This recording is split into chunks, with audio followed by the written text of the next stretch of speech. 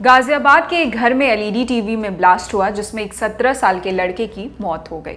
हम अक्सर mobile phone फटने और उसमें आग लगने की खबरों से दो चार होते हैं, पर टीवी के ब्लास्ट होने की खबर कई लोगों को थोड़ी अटपटी लगी। पर ये सामान फटते क्यों है और ब्लास्ट से बचने का तरीका क्या है, आज इसी पर बात करेंगे।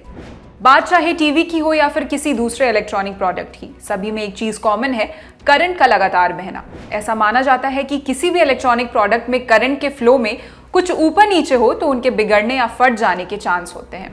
घर में रखे किसी भी इलेक्ट्रॉनिक सामान में ब्लास्ट हो सकता है, फिर चाहे वो टीवी हो या फ्रिज, एयर कंडीशनर हो या माइक्रोवेव, प्रेस हो या मिक्सर। कुछ मामलों में सामान में डिफेक्ट होता है, पर ज्यादातर मामलों में ऐसे हादसे हमारी लापरवाही की वजह से होते हैं। इलेक्ट्रॉनिक सामान के साथ आने वाली चार्जिंग केबल या वायर की एक बड़ी दिक्कत होती है कि वो बहुत छोटे होते हैं। इस चक्कर में हमें करना पड़ता है एक्सटेंशन कार्ड का इस्तेमाल, पर ये एक्सटेंशन कार्ड दुर्घटना का बड़ा कारण बन सकते हैं। इसलिए हमें ये पता होना जरूरी है कि एक्सटेंशन कार्ड कितना वोल्टेज झेल सकता है और उससे कौन कौन सी मशीन चला सकते हैं। इसलिए जब एक्सटेंशन कार्ड खरीदें तो उसकी वोल्टेज कैपेसिटी जरूर देखें।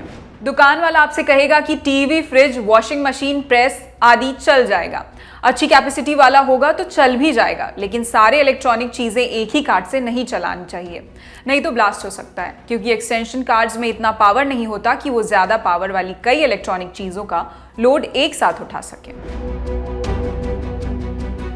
घर में आने वाले प्रोडक्ट्स तो नई नई तकनीक के साथ आते हैं, लेकिन घरों में लगे प्लग और वायर पुराने होते हैं। ऐसा नहीं है कि इससे कोई परेशानी हो सकती है, लेकिन तारों में जोड़ किसी भी किस्म की टूट फूट को नजरअंदाज करना घातक हो सकता है।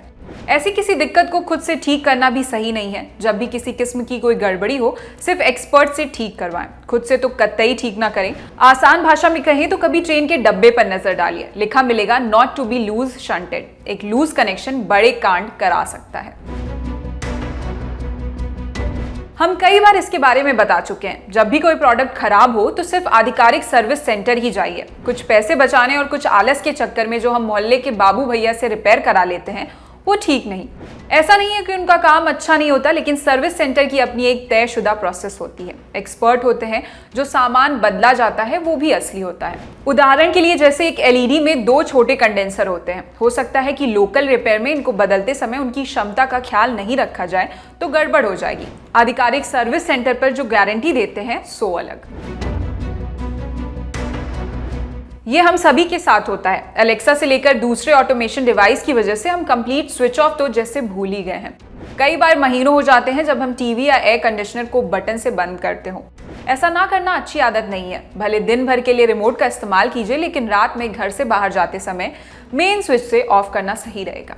वोल्टेज ऊपर नीचे अगर कुछ हुआ तो भी बात सिर्फ पावर सप्लाई तक सीमित रहेगी।